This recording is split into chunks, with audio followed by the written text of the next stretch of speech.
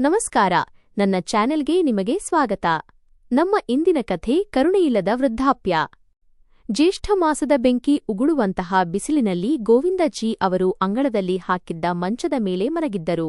ಬೆವರಿನಿಂದ ಸಂಪೂರ್ಣವಾಗಿ ತೊಯ್ದು ಹೋಗಿದ್ದ ಅವರು ಆಕಾಶದ ಕಡೆಗೆ ನೋಡುತ್ತಾ ತಮ್ಮ ಸ್ವರ್ಗಸ್ಥ ಪತ್ನಿಯನ್ನು ನೆನಪಿಸಿಕೊಳ್ಳುತ್ತಾ ಸತತವಾಗಿ ಕಣ್ಣೀರು ಹಾಕುತ್ತಿದ್ದರು. ರಾತ್ರಿ 2 ಗಂಟೆಯಾಗಿದ್ದರೂ ಅವರ ಕಣ್ಣುಗಳಿಂದ ನಿದ್ದೆ ಮಾಯವಾಗಿತ್ತು. ನಿದ್ದೆ ಬರುವುದಾದರೂ ಹೇಗೆ? ಬೆಳಿಗ್ಗೆಯಿಂದ ಒಂದು ಅಗುಳು ಅನ್ನವೂ ಅವರ ಹೊಟ್ಟೆ ಸೇರಿರಲಿಲ್ಲ. ಈಗಂತೂ ಅವರ ಹೊಟ್ಟೆಯ ಕರುಳುಗಳು ಕೂಡ ಊಟಕ್ಕಾಗಿ ಕೂಗಿಕೊಳ್ಳುತ್ತಿದ್ದವು. ಗೋವಿಂದಜಿ ಮೆಲ್ಲನೆ ಅಡುಗೆ ಮನೆಗೆ ಹೋಗಿ ಊಟ ಹುಡುಕಲಾರಂಭಿಸಿದರು. ಆದರೆ ತಿನ್ನಲು ಅಲ್ಲಿ ಏನೂ ಇರಲಿಲ್ಲ. ನಂತರ ಸ್ವಲ್ಪ ಹಾಲು ಕುಡಿಯುವ ಆಸೆಯಿಂದ ಫ್ರಿಡ್ಜ್ ತೆರೆದರು. ಆದರೆ ಹಾಲಿನ ಪಾತ್ರೆ ಕೂಡ ಖಾಲಿ ಬಿದ್ದಿತ್ತು. ನಿರಾಶರಾಗಿ ಗೋವಿಂದಜಿ 1 ಲೋಟ ನೀರು ಕುಡಿದು ಮತ್ತೆ ಬಂದು ತಮ್ಮ ಮಂಚದ ಮೇಲೆ ಮಲಗಿದರು. ಒಂದೆಡೆ ಭಯಂಕರ ಸೆಕೆ ಮತ್ತು ಇನ್ನೊಂದೆಡೆ ಹಸಿವಿನಿಂದ ಕಂಗಾಲಾಗಿದ್ದ ಅವರು ಕೇವಲ ಎಡಬಲಕ್ಕೆ ಹೊರಳಾಡುತ್ತಾ ಯಾವಾಗ ಬೆಳಗಾಗುವುದು ಮತ್ತು ಯಾವಾಗ ಸೊಸೆ ತಿನ್ನಲು ಏನಾದರೂ ಕೊಡುತ್ತಾಳೆ ಎಂದು ಕಾಯುತ್ತಿದ್ದರು. ಗೋವಿಂದಜಿ ಅವರ ಕೋಣೆಯಲ್ಲಿ ಫ್ಯಾನ್ ಕೂಡ ಇರಲಿಲ್ಲ. ಅದಕ್ಕಾಗಿಯೇ ಅವರು ಅಂಗಳದಲ್ಲಿ ಮಂಚದ ಮೇಲೆ ಮಲಗುತ್ತಿದ್ದರು. ಅದೇ ಇನ್ನೊಂದೆಡೆ ಅವರ ಮಗ ಮತ್ತು ಸೊಸೆ ತಮ್ಮ ಕೋಣೆಯಲ್ಲಿ ಎಸಿ ಹಾಕಿಕೊಂಡು ನೆಮ್ಮದಿಯಿಂದ ಮಲಗಿದ್ದರು. ನಿಜವೇನೆಂದರೆ ನಿನ್ನೆ ರಾತ್ರಿ ಮಗ ಸಂಜೀವ್ ಮತ್ತು ಸೊಸೆ ರೀನಾ ಇಬ್ಬರೂ ಮದುವೆಗೆ ಹೋಗಿದ್ದರು ಮತ್ತು ರಾತ್ರಿ ಅಲ್ಲಿಯೇ ಊಟ ಮುಗಿಸಿಕೊಂಡು ಮನೆಗೆ ಮರಳಿದ್ದರು. ಗೋವಿಂದಜಿ ಅವರಿಗಾಗಿ ಸೊಸೆ ಬೆಳಿಗ್ಗೆ ಉಳಿದಿದ್ದ 2 ತಂಗಳು ರೊಟ್ಟಿಗಳನ್ನು ಇಟ್ಟು ಚಹಾ ಮಾಡಿಕೊಂಡು ಅದರೊಂದಿಗೆ ಆ ರೊಟ್ಟಿಗಳನ್ನು ತಿಂದುಬಿಡಿ ಎಂದು ತನ್ನ ಮಾವನಿಗೆ ಹೇಳಿ ಹೋಗಿದ್ದಳು. ಸಾಮಾನ್ಯವಾಗಿ ಹೀಗೆ ಆಗುತ್ತಿತ್ತು. ಸೊಸೆ ರೀನಾ ರಾತ್ರಿ ಉಳಿದ ರೊಟ್ಟಿಗಳನ್ನೇ ಗೋವಿಂದಜಿ ಅವರಿಗೆ ಊಟಕ್ಕೆ ನೀಡುತ್ತಿದ್ದಳು ಮತ್ತು ಈಗ ಗೋವಿಂದಜಿ ಅವರಿಗೂ ಇದರ ಅಭ್ಯಾಸವಾಗಿ ಹೋಗಿತ್ತು. ಸೊಸೆ ಹೇಳಿದ ಮಾತಿಗೆ ಅವರು ಮೌನವಾಗಿ ತಲೆ ಅಲ್ಲಾಡಿಸಿದ್ದರು ಮತ್ತು ಮಗ ಸೊಸೆ ಮದುವೆಯ ಔತಣಕೂಟಕ್ಕೆ ಹೋಗಿದ್ದರು. ರಾತ್ರಿ ಸಮಯದಲ್ಲಿ ಗೋವಿಂದಜಿ ಅವರಿಗೆ ಹಸಿವಾದಾಗ ಊಟ ತೆಗೆದುಕೊಳ್ಳಲು ಅಡುಗೆ ಮನೆಗೆ ಹೋದರು. ಆದರೆ ರೊಟ್ಟಿ ತೆಗೆದುಕೊಳ್ಳಲು ಡಬ್ಬಿ ತೆರೆದಾಗ ರೊಟ್ಟಿಯಿಂದ ಕೆಟ್ಟ ವಾಸನೆ ಬರುತ್ತಿರುವುದು ತಿಳಿಯಿತು. ಆದರೆ ಅವರಿಗೆ ವಿಪರೀತ ಹಸಿವಾಗುತ್ತಿತ್ತು. ಅವರು ಅತ್ತಿತ್ತ ನೋಡಿದರು, ಆದರೆ ತಿನ್ನಲು ಏನೂ ಕಾಣಲಿಲ್ಲ. ರಾತ್ರಿ ಸುಮಾರು 12 ಗಂಟೆಗೆ ಮಗ ಮತ್ತು ಸೊಸೆ ಮದುವೆಯಿಂದ ಮನೆಗೆ ಮರಳಿದರು. ಆದರೆ ಆ ಸಮಯದಲ್ಲಿ ಸೊಸೆಗೆ ಅಡುಗೆ ಮಾಡಲು ಹೇಳುವಷ್ಟು ಧೈರ್ಯ ಗೋವಿಂದಜಿ ಅವರಿಗೆ ಇರಲಿಲ್ಲ. ಆದ್ದರಿಂದ ಅವರು ಸುಮ್ಮನೆ ತಮ್ಮ ಮಂಚದ ಮೇಲೆ ಮಲಗಿದ್ದರು ಮತ್ತು ಮಗ ಸೊಸೆ ತಮ್ಮ ಕೋಣೆಗೆ ಮಲಗಲು ಹೋದರು. ಆದರೆ ರಾತ್ರಿ ಕಳೆಯುತ್ತಿದ್ದಂತೆ ಗೋವಿಂದಜಿ ಅವರ ಹಸಿವು ಹೆಚ್ಚಾಗುತ್ತಲೇ ಇತ್ತು. ಹಸಿವಿನಿಂದ ತವಕಿಸುತ್ತಲೇ ಅವರಿಗೆ ನಿದ್ದೆ ಹತ್ತಿತು. ಬೆಳಿಗ್ಗೆ ಕುಕ್ಕರ್ ಸೀಟಿ ಶಬ್ದದೊಂದಿಗೆ ಅವರ ಎಚ್ಚರವಾಯಿತು. ಮಂಚದಿಂದ ಎದ್ದು ನೋಡಿದಾಗ ಸೊಸೆ ರೀನಾ ಅಡುಗೆ ಮನೆಯಲ್ಲಿ ಅಡುಗೆ ಮಾಡುತ್ತಿದ್ದಳು. ಅಡುಗೆಯ ಘಮಘಮ ವಾಸನೆಯಿಂದ ಗೋವಿಂದಜಿ ಅವರ ಹಸಿವು ಇನ್ನೂ ಹೆಚ್ಚಾಯಿತು. ಮನಸ್ಸಿಗೆ ಒಂದು ಸಮಾಧಾನವೂ ಸಿಕ್ಕಿತು. ಚಲೋ, ಇನ್ನು ಸ್ವಲ್ಪ ಹೊತ್ತಿನಲ್ಲೇ ರುಚಿಕರವಾದ ಊಟ ಸಿಗುತ್ತದೆ ಎಂದು. ಅವರು ಹೀಗೆ ಯೋಚಿಸುತ್ತಿರುವಾಗಲೇ ಅವರ ಕಿವಿಗೆ ಒಂದು ಕರ್ಕಶವಾದ ಮತ್ತು ಜೋರಾದ ಧ್ವನಿ ಕೇಳಿಸಿತು ಮತ್ತು ಅವರು ಒಳಗೊಳಗೆ ನಡುಗಿ ಹೋದರು. ಏಳಲು ಎಷ್ಟು ತಡ ಮಾಡಿದ್ದೀರಿ? ಇಷ್ಟೊಂದು ಹೊತ್ತು ಯಾರಾದರೂ ಮಲಗುತ್ತಾರೆಯೇ? ಗೋವಿಂದಜಿ ತಮ್ಮ ಸೊಸೆಯ ಕಡೆಗೆ ನೋಡಿದರು. ಬಿಸಿ ಚಹಾದ ಕಪ್ಪನ್ನು ಗೋವಿಂದಜಿ ಅವರ ಕೈಗಿಡುತ್ತಾ ಅವಳು ಹೇಳಿದಳು, ಬೇಗನೆ ಈ ಚಹಾ ಕುಡಿಯಿರಿ ಮತ್ತು ಮನೆಯ ಕೆಲಸದಲ್ಲಿ ನನಗೆ ಸಹಾಯ ಮಾಡಿ. 2 ದಿನಗಳ ಕೊಳಕು ಬಟ್ಟೆಗಳು ಬಿದ್ದಿವೆ, ಅವನ್ನು ಒಗೆದುಬಿಡಿ ಮತ್ತು ಒಣಗಲು ಮಾಳಿಗೆಯ ಮೇಲೆ ಹಾಕಿ. ಈ ಕೆಲಸ ಆದ ಮೇಲೆ ಇಡೀ ಮನೆಯ ಕಸ ಗುಡಿಸಿ ಒರೆಸಬೇಕು. ಮತ್ತು ಹೌದು, ಕೈ ಜಲ್ದಿ ನಡೆಸಿ, ಮನೆಗೆ ನನ್ನ ತವರು ಮನೆಯವರು ಬರುತ್ತಿದ್ದಾರೆ. ಅದಕ್ಕಾಗಿ ನಾನು ಅಡುಗೆ ತಯಾರು ಮಾಡುತ್ತಿದ್ದೇನೆ. ಅವರು ಬರುವುದರೊಳಗೆ ಎಲ್ಲಾ ಕೆಲಸ ಮುಗಿದಿರಬೇಕು. ಒಂದಾದ ಮೇಲೊಂದರಂತೆ ಸೊಸೆ ಮಾತುಗಳನ್ನು ಹೇಳುತ್ತಲೇ ಹೋದಳು. ಆದರೆ ರಾತ್ರಿಯಿಂದ ಹಸಿದಿದ್ದ ಗೋವಿಂದಜಿ ಸೊಸೆಯ ಮುಂದೆ ಬಾಯಿಯನ್ನು ತೆರೆಯಲಾಗಲಿಲ್ಲ. 1 ಕಪ್ ಚಹಾ ಕುಡಿದು ತಮಗೆ ತಾವೇ ಸಮಾಧಾನ ಮಾಡಿಕೊಂಡು ಬಾತ್ರೂಂನಲ್ಲಿ ಇಟ್ಟಿದ್ದ ಬಟ್ಟೆಗಳನ್ನು ಒಗೆಯಲು ಹೋದರು. ವೃದ್ಧಾಪ್ಯ ಮತ್ತು ದೌರ್ಬಲ್ಯದ ಕಾರಣ ಅವರಿಂದ ಅಷ್ಟೊಂದು ಕೆಲಸ ಮಾಡಲು ಆಗುತ್ತಿರಲಿಲ್ಲ. ಆದರೆ ಅವರು ಅಸಹಾಯಕರಾಗಿದ್ದರು. ಎಲ್ಲಾ ಕೆಲಸ ಮುಗಿಸಿದ ನಂತರ ಗೋವಿಂದಜಿ ಏದುಸಿರು ಬಿಡುತ್ತಾ ಸೊಸೆಯ ಹತ್ತಿರ ಬಂದು ಹೇಳಿದರು, ಸೊಸೆ, ಮನೆಯ ಎಲ್ಲಾ ಕೆಲಸವನ್ನು ನಾನು ಮಾಡಿದ್ದೇನೆ. ಈಗ ನನಗೆ ತುಂಬಾ ಜೋರಾಗಿ ಹಸಿವಾಗುತ್ತಿದೆ. ರಾತ್ರಿಯಿಂದ ಏನೂ ತಿಂದಿಲ್ಲ. ರಾತ್ರಿ ನೀನು ಊಟಕ್ಕೆ ಇಟ್ಟು ಹೋಗಿದ್ದ ರೊಟ್ಟಿಗಳು ಬೆಳಿಗ್ಗೆ ಮಾಡಿದ್ದರಿಂದ ಅವು ಕೆಟ್ಟು ವಾಸನೆ ಬರುತ್ತಿದ್ದವು. ಅದಕ್ಕಾಗಿ ನನಗೆ ಆ ರೊಟ್ಟಿಗಳನ್ನು ತಿನ್ನಲಾಗಲಿಲ್ಲ. ಆಗ ಸೊಸೆ ತಟ್ಟನೆ, ಸರಿ, ನೀವೀಗ ಏನು ಹೇಳಲು ಬಯಸುತ್ತಿದ್ದೀರಿ ಎಂದು ಕೇಳಿದಳು. ನಾನು ನಿಮಗೆ ತಂಗಳು ರೊಟ್ಟಿ ಕೊಡುತ್ತೇನಾ? ಹೇ ದೇವರೇ, ಈಗ ಈ ಅಪವಾದ ಹೊರಿಸುವುದು ಕೂಡ ಬಾಕಿ ಇತ್ತು ನನ್ನ ಮೇಲೆ. ನಿಮಗೆ ನಾಚಿಕೆ ಆಗಲ್ವಾ ಇಂಥ ಸುಳ್ಳು ಹೇಳೋಕೆ? ನನ್ನ ಒಂದು ಮಾತು ಕಿವಿ ತೆರೆದು ಕೇಳಿಸಿಕೊಳ್ಳಿ. ಎಲ್ಲಿಯವರೆಗೆ ನನ್ನ ತವರು ಮನೆಯವರು ಬಂದು ಊಟ ಮಾಡುವುದಿಲ್ಲವೋ ಅಲ್ಲಿಯವರೆಗೆ ನಾನು ನಿಮಗೆ ಏನೂ ಕೊಡುವುದಿಲ್ಲ. ಅರೆ, ಒಂದು ವೇಳೆ ಊಟ ಕಮ್ಮಿ ಬಿದ್ದರೆ ಏನಾದರೂ ಉಳಿದರೆ ನಾನು ನಿಮಗೆ ಆಮೇಲೆ ಕೊಡುತ್ತೇನೆ. ಈಗ ಇಲ್ಲಿ ನನ್ನ ತಲೆ ಮೇಲೆ ನಿಲ್ಲಬೇಡಿ. ಹೀಗೆ ಹೇಳುತ್ತಾ ರೀನಾ ಗೋವಿಂದ್ಜಿ ಕೈಯಲ್ಲಿ ಒಂದು ಬಿಸ್ಕತ್ತು ಪ್ಯಾಕೆಟ್ ಇಟ್ಟಳು ಮತ್ತು ಹೇಳಿದಳು, ನಿಮ್ಮ ಕೋಣೆಗೆ ಹೋಗಿ ಇದನ್ನು ತಿಂದುಕೊಳ್ಳಿ ಮತ್ತು ಎಲ್ಲಿಯವರೆಗೆ ನನ್ನ ತವರು ಮನೆಯವರು ಬಂದು ಹೋಗುವುದಿಲ್ಲವೋ ಅಲ್ಲಿಯವರೆಗೆ ಅಲ್ಲೇ ಕುಳಿತಿರಿ. ಇಲ್ಲಿ ಅತ್ತಿತ್ತ ತಿರುಗಾಡುವ ಅವಶ್ಯಕತೆ ಇಲ್ಲ. ಮತ್ತು ಹೌದು, ಅಂಗಳದಿಂದ ನಿಮ್ಮ ಮಂಚವನ್ನು ಎತ್ತಿಕೊಳ್ಳಿ. ನನ್ನ ಮನೆಯನ್ನು ಗುಜರಿ ಅಂಗಡಿ ಮಾಡಿ ಇಟ್ಟಿದ್ದೀರಿ. ಗೋವಿಂದಜಿ ಅವರಿಗೆ ಸೊಸೆಯ ಕಟುಮಾತುಗಳಿಗೆ ತಕ್ಕ ಉತ್ತರ ನೀಡಬೇಕು ಎಂದು ಒಂದು ಕ್ಷಣ ಅನ್ನಿಸಿತು. ಆದರೆ ಮಗ ಬಂದ ಕೂಡಲೇ ಸೊಸೆ ರಾದ್ಧಾಂತ ಮಾಡುತ್ತಾಳೆ ಮತ್ತು ಮಗ ಸಂಜೀವ್ ಕೂಡ ಸೊಸೆಯ ಮಾತು ಕೇಳಿ ಮತ್ತೆ ಅವರನ್ನು ವೃದ್ಧಾಶ್ರಮಕ್ಕೆ ಬಿಟ್ಟು ಬರುವ ಬೆದರಿಕೆ ಹಾಕುತ್ತಾನೆ ಎಂದು ಯೋಚಿಸಿ ಸುಮ್ಮನಾದರು. ಯಾವಾಗ ಮಗನ ಮದುವೆ ಆಯಿತೋ ಅವನಿಗೆ ತನ್ನ ಮುದಿ ತಂದೆಯ ಕಷ್ಟಗಳು ಎಲ್ಲಿ ಕಾಣುತ್ತವೆ? ಅವನು ಕೇವಲ ತನ್ನ ಹೆಂಡತಿಯ ಮಾತುಗಳನ್ನೇ ಕೇಳುತ್ತಾನೆ. ಆದ್ದರಿಂದ ಗೋವಿಂದಜಿ ಸುಮ್ಮನೆ ಮಂಚ ಎತ್ತಿಕೊಂಡು ತಮ್ಮ ಕೋಣೆಯಲ್ಲಿ ಇಟ್ಟರು ಮತ್ತು ಅಲ್ಲೇ ಬಂದು ಕುಳಿತರು. ಕುಳಿತು ಯೋಚಿಸತೊಡಗಿದರು. ಎಷ್ಟು ದೇವಸ್ಥಾನಗಳಲ್ಲಿ ತಲೆ ಬಾಗಿದ್ದೆವು, ಎಷ್ಟು ಹರಕೆ ಹೊತ್ತಿದ್ದೆವು. ಆಗ ಹೋಗಿ ನಮ್ಮ ಮಗ ಸಂಜೀವ್ ನಮಗೆ ಸಿಕ್ಕಿದ್ದ ಮತ್ತು ನಾವು ಇದನ್ನೇ ಯೋಚಿಸುತ್ತಿದ್ದೆವು, ವೃದ್ಧಾಪ್ಯದಲ್ಲಿ ನಮ್ಮ ಮಗ ನಮ್ಮ ಊರುಗೋಲು ಆಗುತ್ತಾನೆ ಎಂದು. ಆದರೆ ಅವನಿಗೆ ತನ್ನ ಹೆಂಡತಿಯನ್ನು ಬಿಟ್ಟು ಬೇರೇನೂ ಕಾಣುವುದಿಲ್ಲ ಮತ್ತು ಅವಳ ಮಾತು ಬಿಟ್ಟು ಬೇರೇನೂ ಕೇಳಿಸುವುದಿಲ್ಲ. ಎಂದಾದರೂ ಒಂದು ಕ್ಷಣ ಬಿಡುವು ಮಾಡಿಕೊಂಡು ನನ್ನ ಹತ್ತಿರ ಕುಳಿತು ಇಷ್ಟನ್ನೂ ಕೇಳುವುದಿಲ್ಲ, ಅಪ್ಪಾಜಿ ನಿಮ್ಮ ಆರೋಗ್ಯ ಹೇಗಿದೆ, ಊಟ ಮಾಡಿದಿರಾ ಇಲ್ಲವಾ ಎಂದು. ಈಗಂತೂ ಯಾವಾಗ ಬಾಯಿಂದ ಏನಾದರೂ ಹೇಳುತ್ತಾನೋ ಕೇವಲ ಬೆಂಕಿಯನ್ನೇ ಉಗುಳುತ್ತಾನೆ. ಮಗ ಸೊಸೆ ಯಾವಾಗ ನನ್ನ ಜೊತೆ ಮಾತಾಡುತ್ತಾರೋ ಅನಿಸುತ್ತದೆ ಈಗಲೇ ನನ್ನನ್ನು ತಿಂದುಬಿಡುತ್ತಾರೆ ಎಂದು. ಏನು ಮಾಡಿಲ್ಲ ನಾನು ನನ್ನ ಮಗನಿಗಾಗಿ. ಅರೆ, ಏನಿತ್ತು ನನ್ನ ಹತ್ತಿರ? ಕೇವಲ 2 ಕೋಣೆಗಳ ಮನೆ ಮತ್ತು ಒಂದು ಚಿಕ್ಕ ಆಟಿಕೆ ಅಂಗಡಿ. ಆದರೆ ನಾನು ಅಂದುಕೊಂಡಿದ್ದೆ ನನ್ನ ಮಗನಿಗಾಗಿ ದೊಡ್ಡ ವ್ಯವಹಾರ ಕಟ್ಟುತ್ತೇನೆ ಎಂದು. ಆದ್ದರಿಂದ ಅವನು ಹುಟ್ಟಿದ ಮೇಲೆ ನಾನು 2ರಷ್ಟು ಕಷ್ಟಪಟ್ಟೆ ಮತ್ತು ಸತತ 10 ವರ್ಷಗಳ ಪರಿಶ್ರಮದಿಂದ ಒಂದು ಚಿಕ್ಕ ಅಂಗಡಿ ಶೋರೂಂ ಆಗಿ ಬದಲಾಯಿತು. ಅವನಿಗಾಗಿ ದೊಡ್ಡ ಮನೆ ಕಟ್ಟಿಸಿದೆ ಮತ್ತು ವ್ಯಾಪಾರದ ಪ್ರತಿಯೊಂದು ಸೂಕ್ಷ್ಮವನ್ನೂ ಅವನಿಗೆ ಕಲಿಸಿದೆ.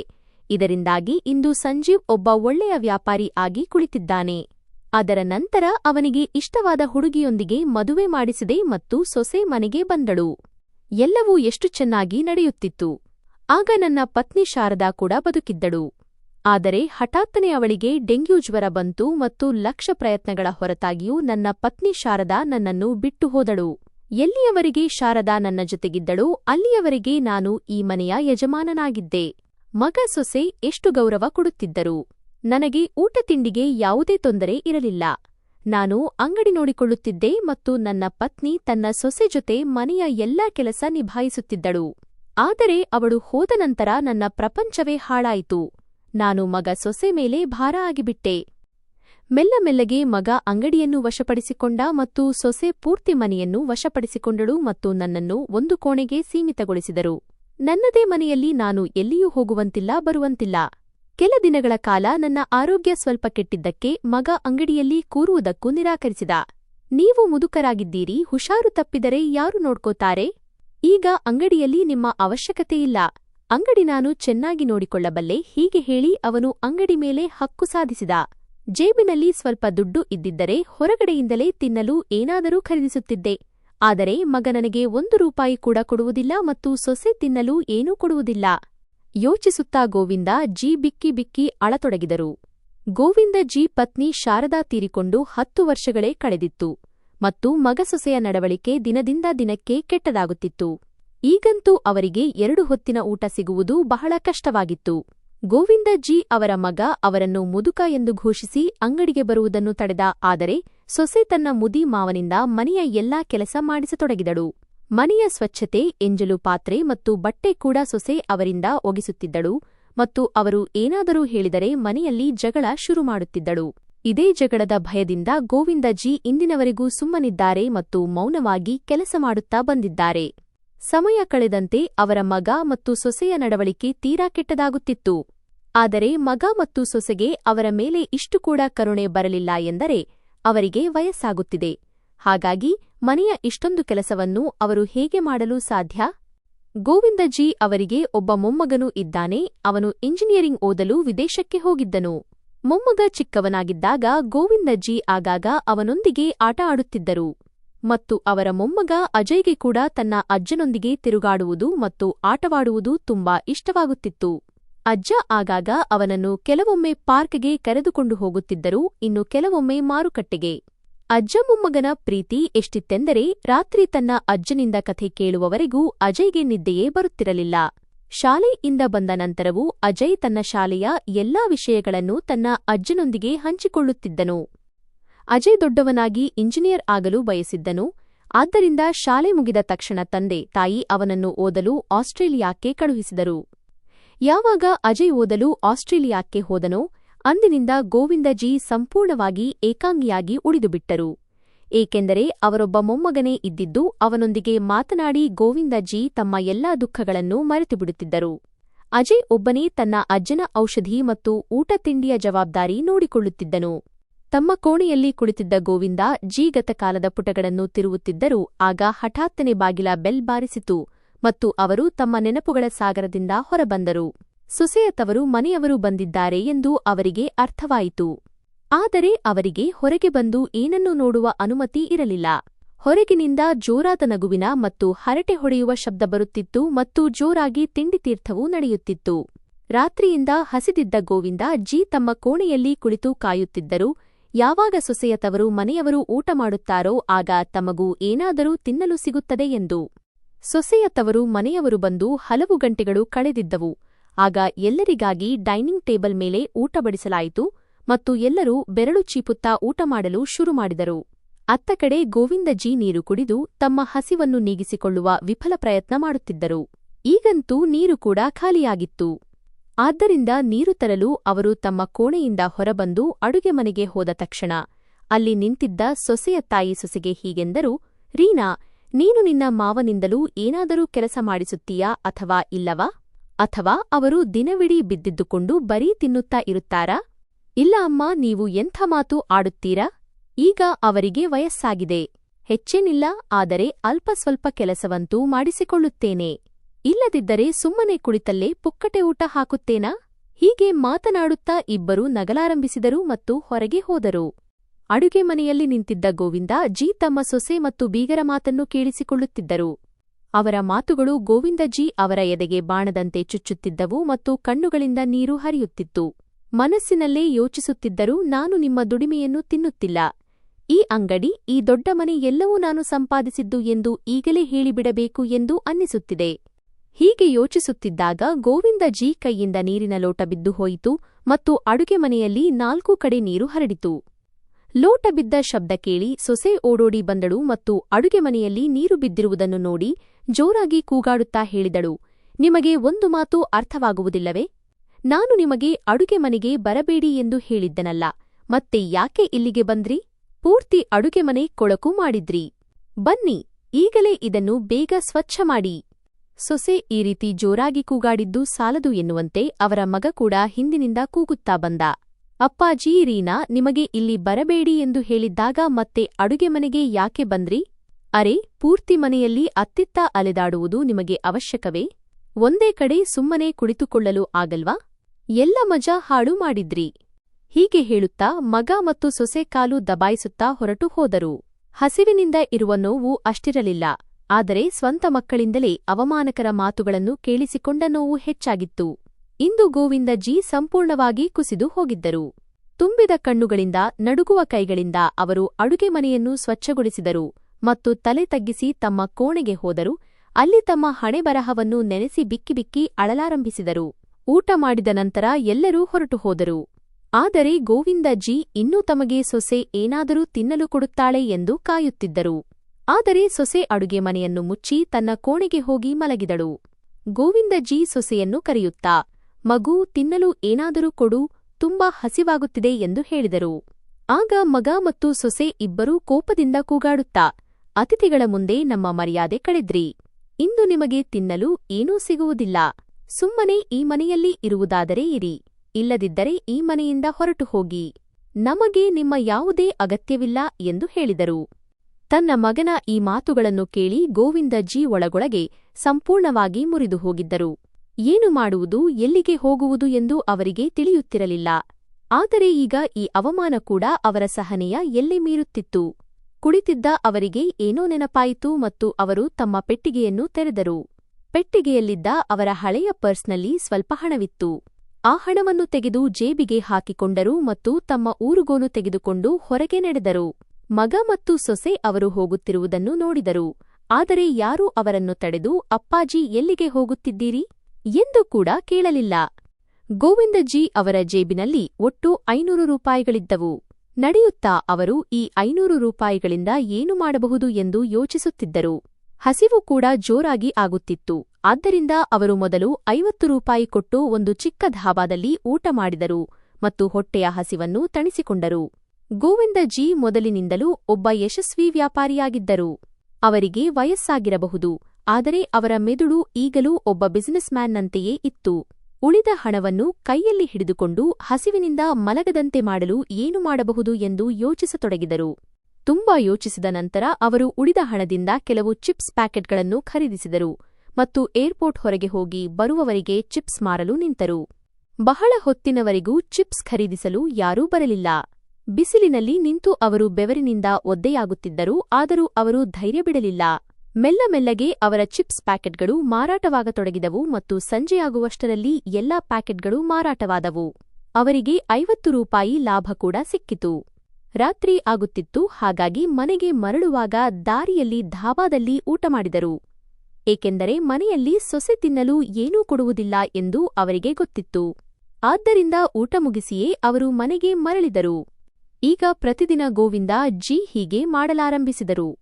ಅವರಿಗೆ ವಯಸ್ಸಾಗಿದ್ದರೂ ಈ ಇಳಿವಯಸ್ಸಿನಲ್ಲಿಯೂ ಕಷ್ಟಪಟ್ಟು ಕೆಲಸ ಮಾಡಲು ಅವರಿಗೆ ಯಾವುದೇ ತೊಂದರೆ ಇರಲಿಲ್ಲ. ಬೆಳಿಗ್ಗೆ ಮನೆಯ ಎಲ್ಲಾ ಕೆಲಸ ಮುಗಿಸಿದ ನಂತರ ಗೋವಿಂದ ಜಿ ಪ್ರತಿದಿನ ಚಿಪ್ಸ್ ಪ್ಯಾಕೆಟ್ ಮಾರಲು ಏರ್ಪೋರ್ಟ್ ಹೊರಗೆ ಹೋಗಿ ನಿಲ್ಲುತ್ತಿದ್ದರು. ಮಗ ಸೊಸೆಗಂತೂ ಅವರೊಂದಿಗೆ ಮಾತನಾಡುವುದು ಇಷ್ಟವಿರುತ್ತಿರಲಿಲ್ಲ. ಆದ್ದರಿಂದ ನೀವು ಇಷ್ಟು ಸಮಯ ಎಲ್ಲಿಗೆ ಹೋಗುತ್ತೀರಿ ಎಂದು ಅವರು ಎಂದಿಗೂ ಕೇಳುತ್ತಿರಲಿಲ್ಲ. ಗೋವಿಂದಜಿ ಹತ್ತಿರ ತಮ್ಮ ಖರ್ಚಿಗಾಗಿ ಸ್ವಲ್ಪ ಹಣ ಕೂಡ ಉಳಿಯಲಾರಂಭಿಸಿತು. ಅದೇ ಹಣದಿಂದ ಅವರು ಹೊಟ್ಟೆ ತುಂಬಾ ಊಟ ಮಾಡುತ್ತಿದ್ದರು ಮತ್ತು ಸ್ವಲ್ಪ ಉಳಿಸುತ್ತಿದ್ದರು. ಈಗ ಅವರು ಸಣ್ಣ ಪುಟ್ಟ ವಿಷಯಗಳಿಗೂ ಮಗ ಸೊಸೆಯ ಮುಂದೆ ಕೈ ಚಾಚುವ ಪ್ರಮೇಯವಿರಲಿಲ್ಲ. ಹೀಗೆ ಮಾಡುತ್ತಾ 8 ತಿಂಗಳು ಕಳೆದು ಹೋದವು. 8 ತಿಂಗಳ ನಂತರ ಗೋವಿಂದಜಿ ಅವರ ಮೊಮ್ಮಗ ಅಜಯ್ನ ಓದು ಕೂಡ ಮುಗಿದಿತ್ತು. ಈಗ ಅವನು ತನ್ನ ಅಮ್ಮ ಅಪ್ಪ ಮತ್ತು ಅಜ್ಜನಿಗೆ ಸರ್ಪ್ರೈಸ್ ಕೊಡಲು ಇಂಡಿಯಾಕ್ಕೆ ಮರಳಿ ಬರುತ್ತಿದ್ದನು. ಫ್ಲೈಟ್ನಲ್ಲಿ ಕುಳಿತಿದ್ದ ಅವನು ಮನಸ್ಸಿನಲ್ಲೇ ಯೋಚಿಸುತ್ತಿದ್ದ, ನನ್ನನ್ನು ಹಠಾತ್ತನೆ ಎದುರು ನೋಡಿ ಅಮ್ಮ ಅಪ್ಪ ಎಷ್ಟು ಖುಷಿಪಡುತ್ತಾರೆ ಮತ್ತು ಅಜ್ಜ ಅಂತೂ ನನ್ನನ್ನು ತಬ್ಬಿಕೊಳ್ಳುತ್ತಾರೆ. ಕೊನೆಗೂ ಇಷ್ಟು ವರ್ಷಗಳ ನಂತರ ಅವರು ತಮ್ಮ ಬೆಸ್ಟ್ ಫ್ರೆಂಡ್ನ ಭೇಟಿಯಾಗುತ್ತಾರಲ್ಲ. ಅಜಯ್ ಜೊತೆ ಅವನೊಬ್ಬ ಸ್ನೇಹಿತ ಕೂಡ ಇಂಡಿಯಾಕ್ಕೆ ಮರಳಿ ಬರುತ್ತಿದ್ದನು. ಇಬ್ಬರೂ ಸ್ನೇಹಿತರು ಕುಳಿತು ಮಾತನಾಡುತ್ತಿದ್ದರು. ಅಜಯ್ ತನ್ನ ಸ್ನೇಹಿತನಿಗೆ ತನ್ನ ಅಜ್ಜನ ಬಗ್ಗೆ ಹೇಳುತ್ತಿದ್ದನು. ತಾನು ವಿದೇಶಕ್ಕೆ ಹೋಗುವ ವಿಷಯ ಕೇಳಿದ ತಕ್ಷಣ ಅಜ್ಜನ ಕಣ್ಣಲ್ಲಿ ನೀರು ಬಂದಿತ್ತು ಎಂದು ಮತ್ತು ಇಂದು ತನ್ನನ್ನು ಹಠಾತ್ತನೆ ಎದುರು ನೋಡಿ ಅಜ್ಜನ ಸಂತೋಷಕ್ಕೆ ಪಾರವೇ ಇರುವುದಿಲ್ಲ ಎಂದು. ಯಾವಾಗ ಅಜಯ್ ತನ್ನ ಸ್ನೇಹಿತನ ಜೊತೆ ಏರ್ಪೋರ್ಟ್ನಿಂದ ಹೊರಬಂದನೋ ಅಲ್ಲಿ ಗೇಟ್ನ ಹೊರಗೆ ಅವನ ಅಜ್ಜ ಕೈಯಲ್ಲಿ ತುಂಬಾ ಚಿಪ್ಸ್ ಪ್ಯಾಕೆಟ್ಗಳನ್ನು ಹಿಡಿದುಕೊಂಡು ಮಾರುತ್ತಿದ್ದರು ಮತ್ತು ಆಗಾಗ ತಮ್ಮ ಕರವಸ್ತ್ರದಿಂದ ಬೆವರುವ ಒರೆಸಿಕೊಳ್ಳುತ್ತಿದ್ದರು. ಅದೇ ಸಮಯದಲ್ಲಿ ಅಜಯ್ನ ಸ್ನೇಹಿತ ಅವನಿಗೆ ಹೇಳಿದ, ಅಜಯ್, ಇವರು ನಿನ್ನ ಅಜ್ಜನ ತರಹ ಕಾಣುತ್ತಿದ್ದಾರೆ. ಅವರಿಬ್ಬರೂ ಗೋವಿಂದಜಿ ಹತ್ತಿರ ಹೋದರು. ಹೋಗಿ ನೋಡಿದಾಗ ಅಜಯ್ಗೆ ಆಘಾತವಾಯಿತು, ಏಕೆಂದರೆ ಅವರು ನಿಜವಾಗಲೂ ಅವನ ಅಜ್ಜನೇ ಆಗಿದ್ದರು. ಅಜ್ಜ ಬರುವ ಹೋಗುವ ಜನರನ್ನು ಕರೆದು ಚಿಪ್ಸ್ ಪ್ಯಾಕೆಟ್ ಖರೀದಿಸುವಂತೆ ವಿನಂತಿಸುತ್ತಿದ್ದರು.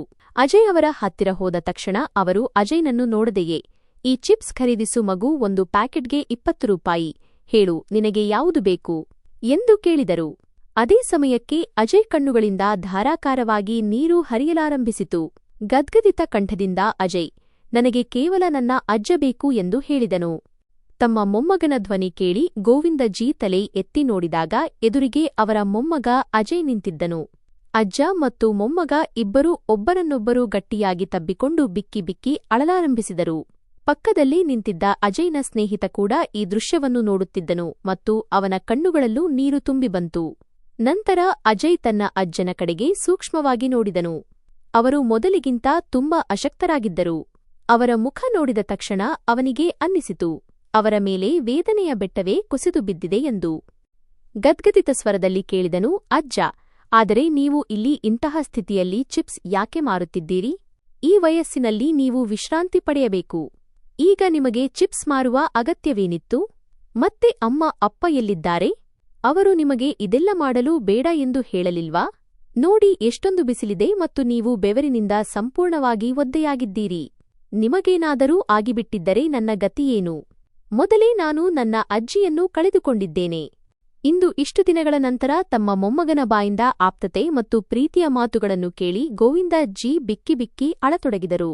ಯಾವಾಗ ಗೋವಿಂದಜ್ಜಿ ತಮ್ಮ ಮೊಮ್ಮಗನಿಗೆ ತಮ್ಮ ಮೇಲೆ ನಡೆದ ದೌರ್ಜನ್ಯಗಳ ಬಗ್ಗೆ ಎಲ್ಲವನ್ನೂ ಹೇಳಿದರೋ ಅಜಯ್ನ ಕಾಲ ಕೆಳಗಿನ ಭೂಮಿ ಕುಸಿದಂತಾಯಿತು. ಅವನ ತಲೆ ತಿರುಗಲಾರಂಭಿಸಿತು. ಇಂದಿನವರೆಗೂ ಅವನು ತನ್ನ ತಂದೆ ತಾಯಿಗೆ ದೇವರ ಸ್ಥಾನ ನೀಡಿದ್ದನು. ಆದರೆ ಅವರ ಕೃತ್ಯಗಳನ್ನು ಕೇಳಿ ಅವನು ದಂಗಾಗಿ ಹೋದನು. ಮನುಷ್ಯನ ವೇಷದಲ್ಲಿ ಯಾರಾದರೂ ರಾಕ್ಷಸರಂತೆ ವರ್ತಿಸಬಹುದು ಎಂಬ ವಿಷಯ ಅವನಿಗೆ ತಿಳಿದಿರಲಿಲ್ಲ. ಆದರೆ ಈಗ ಅಜಯ್ ನಿರ್ಧರಿಸಿದ್ದನು, ಯಾರು ತನ್ನ ಅಜ್ಜನೊಂದಿಗೆ ಪ್ರಾಣಿಗಳಿಗಿಂತ ಕಡೆಯಾಗಿ ನಡೆದುಕೊಂಡಿದ್ದಾರೋ ಅವರಿಗೆ ತಕ್ಕ ಪಾಠ ಕಲಿಸಿಯೇ ತೀರುತ್ತೇನೆ ಎಂದು.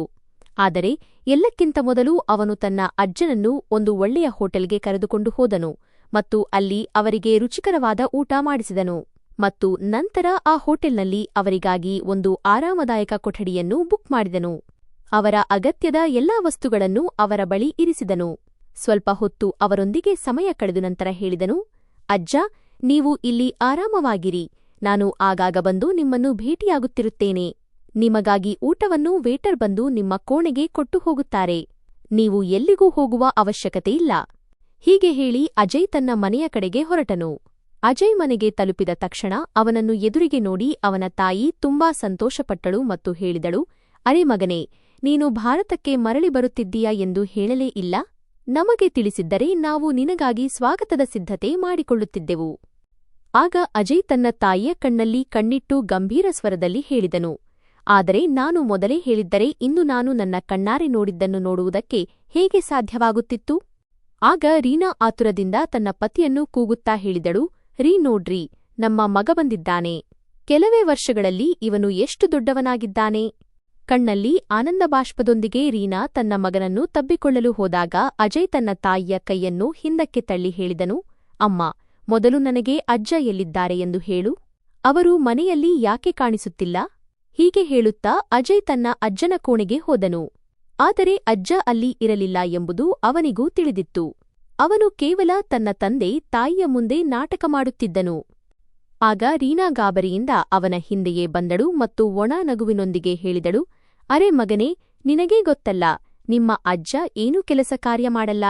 ಬರೀ ದಿನವಿಡೀ ತಿನ್ನುತ್ತಾ ಕುಡಿಯುತ್ತಾ ಇರುತ್ತಾರೆ ಮತ್ತು ತಮ್ಮ ಕೋಣೆಯಲ್ಲಿ ಬಿದ್ದು ಬಿದ್ದು ಬೋರ್ ಆಗುತ್ತಿರುತ್ತಾರೆ.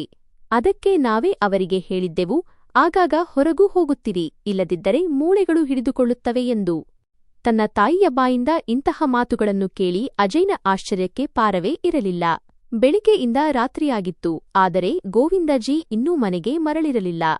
ಆಗ ಅಜಯ್ ತನ್ನ ತಂದೆಯನ್ನು ಕೇಳಿದನು, ಅಪ್ಪ, ಅಜ್ಜ ಇನ್ನೂ ಮನೆಗೆ ಮರಳಿಲ್ಲವೇಕೆ? ಅವರು ಎಲ್ಲಿಗೆ ಹೋಗುತ್ತಿದ್ದಾರೆ ಎಂದು ನಿಮಗೆ ಏನೂ ಹೇಳಲಿಲ್ವಾ? ಅದಕ್ಕೆ ತಂದೆ, ಅರೆ ಮಗನೇ, ಕೆಲವೊಮ್ಮೆ ನಿಮ್ಮ ಅಜ್ಜ ತಮ್ಮ ಸ್ನೇಹಿತರ ಮನೆಗೆ ಹೋಗುತ್ತಾರೆ, ಅಲ್ಲಿಯೇ ಒಂದೆರಡು ದಿನ ಕಳೆಯುತ್ತಾರೆ. ಚಿಂತೆ ಮಾಡುವ ಅಗತ್ಯವಿಲ್ಲ. ತುಂಬಾ ರಾತ್ರಿಯಾಗಿದೆ, ಈಗ ನೀನು ನಿನ್ನ ಕೋಣೆಗೆ ಹೋಗಿ ಮಲಗು ಎಂದರು. ಮಾರನೇ ದಿನ ಬೆಳಿಗ್ಗೆ ಅಜಯ್ ತಯಾರಾಗಿ ತನ್ನ ಅಜ್ಜನನ್ನು ಭೇಟಿಯಾಗಲು ಹೋಟೆಲ್ಗೆ ಹೊರಟನು ಮತ್ತು ಅಲ್ಲಿಯೇ ಕುಳಿತು ಅವರೊಂದಿಗೆ ಊಟ ಮಾಡಿದನು. ತನ್ನ ಅಜ್ಜನಿಗೆ ಧೈರ್ಯ ಹೇಳುತ್ತಾ ಅಂದನು, ಅಜ್ಜ, ನೀವು ಕಿಂಚಿತ್ತೂ ಚಿಂತೆ ಮಾಡಬೇಡಿ, ಬೇಗನೆ ಎಲ್ಲವೂ ಸರಿಯಾಗುತ್ತದೆ.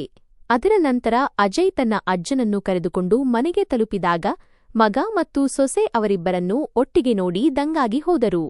ಆಗ ರೀನಾ ಗಲಿಬಿಲಿಗೊಳ್ಳುತ್ತಾ ತನ್ನ ಮಗನನ್ನು ಕೇಳಿದಳು, ಅರೆ ಮಗನೇ, ನಿನಗೆ ಅಜ್ಜ ಎಲ್ಲಿ ಸಿಕ್ಕರು? ಆಗ ಅಜಯ್ ತನ್ನ ಮುಖದಲ್ಲಿ ದ್ವೇಷ ತುಂಬಿಕೊಂಡು ತನ್ನ ತಾಯಿಯ ಕಡೆ ನೋಡುತ್ತಾ ಹೇಳಿದನು, ನೀವು ಅಜ್ಜ ಎಲ್ಲಿಗೆ ಹೋಗಿದ್ದಾರೆ ಎಂದು ನನಗೆ ಸರಿಯಾಗಿ ಹೇಳಲಿಲ್ಲ, ಆದರೆ ನಾನು ನನ್ನ ಅಜ್ಜನನ್ನು ಹುಡುಕಿಯೇ ಬಿಟ್ಟೆ. ಮಗನ ಮಾತು ಕೇಳಿ ತಂದೆ ತಾಯಿ ಇಬ್ಬರೂ ಅವನಿಂದ ಕಣ್ಣು ತಪ್ಪಿಸತೊಡಗಿದರು. ಆಗ ಅಜಯ್ ಹೇಳಿದನು, ನಿಮ್ಮಿಬ್ಬರನ್ನೂ ನನ್ನ ತಂದೆ ತಾಯಿ ಎಂದು ಹೇಳಿಕೊಳ್ಳಲು ನನಗೆ ನಾಚಿಕೆಯಾಗುತ್ತಿದೆ. ಎಷ್ಟು ಕೃತಜ್ಞರು ನೀವು. ಸುಳ್ಳಿನ ಮೇಲೆ ಸುಳ್ಳು ಹೇಳುತ್ತಲೇ ಇದ್ದಿರಿ. ನಿಮಗೆ ಗೊತ್ತಾ, ನಿನ್ನೆ ನಾನು ಏರ್ಪೋರ್ಟ್ ಹೊರಗೆ ನಮ್ಮ ಅಜ್ಜ ಚಿಪ್ಸ್ ಪ್ಯಾಕೆಟ್ ಮಾರುವುದನ್ನು ನೋಡಿದೆ. ಒಂದು ವೇಳೆ ನಾನು ಇದೆಲ್ಲ ನೋಡಿರದಿದ್ದರೆ ನಿಮ್ಮ ನಿಜ ಬಣ್ಣ ನನ್ನ ಮುಂದೆ ಬರುತ್ತಿರಲೇ ಇಲ್ಲ. ಅರೆ, ಮಹಿಳೆಯರು ಮೃದು ಸ್ವಭಾವದವರು ಎಂದು ಹೇಳಲಾಗುತ್ತದೆ. ಆದರೆ ನೀವೊಬ್ಬ ಹೆಂಗಸಾಗಿ ತಂದೆಗೆ ಸಮಾನವಾದ ವ್ಯಕ್ತಿಯ ಜೊತೆ ಈ ರೀತಿ ಹೇಗೆ ನಡೆದುಕೊಳ್ಳಲು ಸಾಧ್ಯವಾಯಿತು? ಮತ್ತು ಅಪ್ಪ, ನೀವು ನಿಮ್ಮ ತಂದೆಯನ್ನು ಹಿಂಸಿಸಿದ್ದೀರಿ, ನಿಮಗೆ ನರಕದಲ್ಲೂ ಜಾಗ ಸಿಗುವುದಿಲ್ಲ. ಒಬ್ಬ ಮಗನಾಗಿ ನೀವು ನಿಮ್ಮ ಮುದಿತಂದೆಯ ಕಷ್ಟವನ್ನು ಅರ್ಥಮಾಡಿಕೊಳ್ಳಲಿಲ್ಲ. ನಾಳೆ ಒಂದು ವೇಳೆ ಇದೇ ರೀತಿ ನಾನು ನಿಮ್ಮಿಬ್ಬರ ಜೊತೆ ನಡೆದುಕೊಂಡರೆ ನಿಮಗೆ ಹೇಗನ್ನಿಸುತ್ತದೆ? ಮತ್ತು ನೀವಿಬ್ಬರೂ ಬಹುಶಃ ಮರೆತು ಹೋಗಿದ್ದೀರಿ ಅನ್ನಿಸುತ್ತದೆ. ನೀವು ವಶಪಡಿಸಿಕೊಂಡು ಕುಳಿತಿರುವ ಈ ದೊಡ್ಡ ಮನೆ ಮತ್ತು ಅಂಗಡಿ ಎಲ್ಲವೂ ನನ್ನ ಅಜ್ಜನದ್ದು. ಮತ್ತು ಅದೇ ತಂದೆಗೆ ನೀವು ರಾತ್ರಿ ಉಳಿದ ಒಣರೊಟ್ಟಿಗಳನ್ನು ತಿನ್ನಿಸಿದ್ರಿ. ಅವರ ಕೋಣೆಯಲ್ಲಿ ಒಂದು ಫ್ಯಾನ್ ಕೂಡ ಹಾಕಿಸಲಿಲ್ಲ. ಅರೆ, ನೀವು ನಿಮ್ಮ ತಂದೆಯ ಜೊತೆ ನಡೆದುಕೊಂಡ ರೀತಿಯಲ್ಲಿ ಯಾರೂ ತಮ್ಮ ಮನೆಯ ಕೆಲಸದವರ ಜೊತೆಗೂ ನಡೆದುಕೊಳ್ಳುವುದಿಲ್ಲ. ಈ ವಿಷಯಕ್ಕೆ ನಿಮಗೆ ಶಿಕ್ಷೆ ಸಿಗಲೇಬೇಕು. ಅದೇ ಸಮಯಕ್ಕೆ ಪೊಲೀಸ್ ಇನ್ಸ್ಪೆಕ್ಟರ್ ಮನೆಗೆ ಬಂದರು. ಆಗ ಅಜಯ್ ಹೇಳಿದನು, ಇಲ್ಲಿಗೆ ಬರುವ ಮುನ್ನ ನಾವು ನಿಮ್ಮಿಬ್ಬರ ವಿರುದ್ಧ ಪೊಲೀಸ್ ಸ್ಟೇಷನ್ನಲ್ಲಿ ದೂರು ದಾಖಲಿಸಿದ್ದೇವೆ. ಇನ್ಸ್ಪೆಕ್ಟರ್ ಅವರನ್ನು ನೋಡಿದ ತಕ್ಷಣ ಸಂಜೀವ್ ಮತ್ತು ರೀನಾ ತಂದೆಯ ಮುಂದೆ ಕೈಮುಗಿದು ನಿಂತರು. ನಮ್ಮನ್ನು ಕ್ಷಮಿಸಿಬಿಡಿ ಅಪ್ಪಾಜಿ, ನಮ್ಮಿಂದ ತುಂಬಾ ದೊಡ್ಡ ತಪ್ಪಾಗಿ ಹೋಯಿತು. ಮುಂದೆಂದೂ ಹೀಗಾಗುವುದಿಲ್ಲ. ಅದೇ ಸಮಯಕ್ಕೆ ಒಂದು ಜೋರಾದ ಚಟಕ್ ಎಂಬ ಶಬ್ದ ಬಂತು ಮತ್ತು ಕೆನ್ನೆಗೆ ಬಿದ್ದ ಏಟಿನ ರಭಸಕ್ಕೆ ಸಂಜೀವ್ ನೆಲಕ್ಕೆ ಬಿದ್ದನು. ಆಗ ಗೋವಿಂದ ಜಿ ಹೇಳಿದರು, ಅರೆ, ಇಂತಹ ಮಕ್ಕಳನ್ನು ಪಡೆಯುವುದಕ್ಕಿಂತ ಮಕ್ಕಳಿಲ್ಲದೇ ಇರುವುದೇ ಎಷ್ಟೋ ಮೇಲಿತ್ತು. ಇವರಿಬ್ಬರನ್ನೂ ಕರೆದುಕೊಂಡು ಹೋಗಿ ಇನ್ಸ್ಪೆಕ್ಟರ್ ಸಾಹೇಬರೇ. ತಂದೆಯ ಬಾಯಿಂದ ಈ ಮಾತು ಕೇಳಿದ ತಕ್ಷಣ ಅವರಿಬ್ಬರೂ ಕ್ಷಮೆಗಾಗಿ ಗೋಗರೆಯಲಾರಂಭಿಸಿದರು. ಯಾವಾಗ ಪೊಲೀಸರು ಅವರನ್ನು ಬಲವಂತವಾಗಿ ಹೊರಗೆ ಎಳೆದೊಯ್ಯಲು ಶುರು ಮಾಡಿದರೋ ಆಗ ಗೋವಿಂದಜಿ ತಮ್ಮ ಮೊಮ್ಮಗ ಅಜಯ್ನ ಕಣ್ಣಲ್ಲಿ ನೀರಿರುವುದನ್ನು ಗಮನಿಸಿದರು. ಕೂಡಲೇ ಅವರು ಹೇಳಿದರು, ಇನ್ಸ್ಪೆಕ್ಟರ್ ಸಾಹೇಬರೇ, ನಾನು ನನ್ನ ದೂರನ್ನು ಹಿಂಪಡೆಯುತ್ತೇನೆ. ಇವರಿಬ್ಬರನ್ನೂ ಬಿಟ್ಟುಬಿಡಿ. ಅದರ ನಂತರ ಇನ್ಸ್ಪೆಕ್ಟರ್ ಸಂಜೀವ್ ಮತ್ತು ರೀನಾಗೆ ಎಚ್ಚರಿಕೆ ನೀಡುತ್ತಾ ಹೇಳಿದರು, ವೃದ್ಧಾಪ್ಯ ಎಲ್ಲರಿಗೂ ಬರುತ್ತದೆ. ಇಂದು ನಿಮ್ಮ ತಂದೆಗೆ ವಯಸ್ಸಾಗಿದೆ, ನಾಳೆ ನಿಮಗೂ ವಯಸ್ಸಾಗುತ್ತದೆ. ಮತ್ತು ನೀವು ಹೇಗೆ ನಡೆದುಕೊಳ್ಳುತ್ತೀರೋ ನಿಮಗೂ ಅದೇ ಗತಿ ಬರುತ್ತದೆ. ಈ ಮಾತು ಯಾವಾಗಲೂ ನೆನಪಿರಲಿ. ಇಷ್ಟು ಹೇಳಿ ಇನ್ಸ್ಪೆಕ್ಟರ್ ಸಾಹೇಬರು ಹೊರಟು ಹೋದರು ಮತ್ತು ಅಜಯ್ ತನ್ನ ಅಜ್ಜನನ್ನು ತಬ್ಬಿಕೊಂಡನು. ಆ ದಿನದ ನಂತರ ಗೋವಿಂದ ಜಿ ಅವರ ಮಗ ಮತ್ತು ಸೊಸೆ ಅವರನ್ನು ತುಂಬಾ ಚೆನ್ನಾಗಿ ನೋಡಿಕೊಳ್ಳಲಾರಂಭಿಸಿದರು. ಅವರ ಪ್ರತಿಯೊಂದು ಚಿಕ್ಕ ಚಿಕ್ಕ ಅಗತ್ಯಗಳನ್ನು ಮತ್ತು ಊಟ ತಿಂಡಿಯನ್ನು ತುಂಬಾ ಅಚ್ಚುಕಟ್ಟಾಗಿ ಗಮನಿಸತೊಡಗಿದರು. ಈಗ ಗೋವಿಂದ ಜಿ ತಮ್ಮ ಮನೆಯಲ್ಲಿ ಬಹಳ ಶಾಂತಿಯಿಂದ ಇರುತ್ತಾರೆ ಮತ್ತು ಪ್ರತಿಕ್ಷಣ ತಮ್ಮ ಮೊಮ್ಮಗನಿಗೆ ಮನಸಾರೆ ಆಶೀರ್ವಾದ ಮಾಡುತ್ತಿರುತ್ತಾರೆ. ಸೊ ಫ್ರೆಂಡ್ಸ್, ನಿಮಗೆ ಈ ಕಥೆ ಹೇಗೆ ಅನ್ನಿಸಿತು? ಲೈಕ್ ಮತ್ತು ಕಾಮೆಂಟ್ ಮಾಡುವ ಮೂಲಕ ಖಂಡಿತ ತಿಳಿಸಿ ಮತ್ತು ಚಾನೆಲ್ ಅನ್ನು ಸಬ್ಸ್ಕ್ರೈಬ್ ಮಾಡಲು ಮರೆಯಬೇಡಿ. ಸಿಗೋಣ ಒಂದು ಹೊಸ ಕಥೆಯೊಂದಿಗೆ. ತುಂಬಾ ಧನ್ಯವಾದಗಳು.